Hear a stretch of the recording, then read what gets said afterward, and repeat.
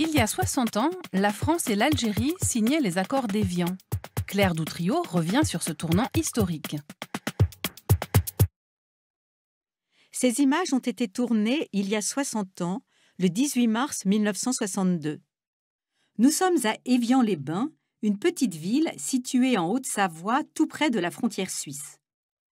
Depuis 12 jours, un hélicoptère amène chaque matin de Suisse les représentants du FLN, le Front de libération nationale de l'Algérie, pour d'ultimes négociations avec les représentants de l'État français.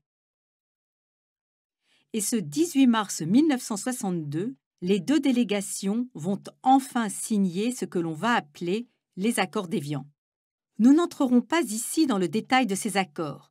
Disons simplement qu'ils instaurent un cessez-le-feu qui prend effet dès le lendemain, mettant ainsi fin à 8 années de guerre, une guerre horrible dans laquelle des centaines de milliers d'Algériens et des dizaines de milliers de Français, essentiellement des soldats, auront trouvé la mort.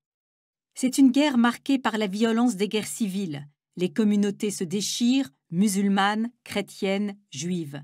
Elles se déchirent entre elles et se déchirent à l'intérieur d'entre elles, certains se ralliant au combat pour l'indépendance, d'autres pour maintenir l'Algérie française. Elle est marquée par les attentats, le terrorisme, l'emploi systématique de la torture par l'armée française. Si la guerre se déroule essentiellement sur le territoire algérien, elle a de lourdes répercussions sur le territoire français. Les crises politiques se succèdent, entraînant le retour du général de Gaulle aux manettes de l'État. C'est lui, partisan tout d'abord de l'Algérie française, qui fera le chemin, finira par comprendre et surtout saura amener les Français à comprendre que rien ne peut empêcher les peuples à disposer d'eux-mêmes.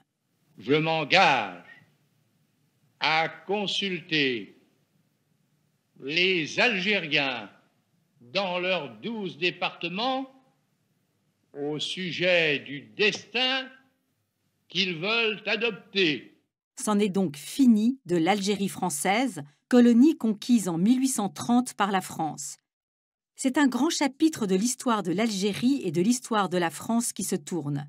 L'Algérie devient en effet indépendante quelques mois après les accords d'Évian, le 5 juillet 1962.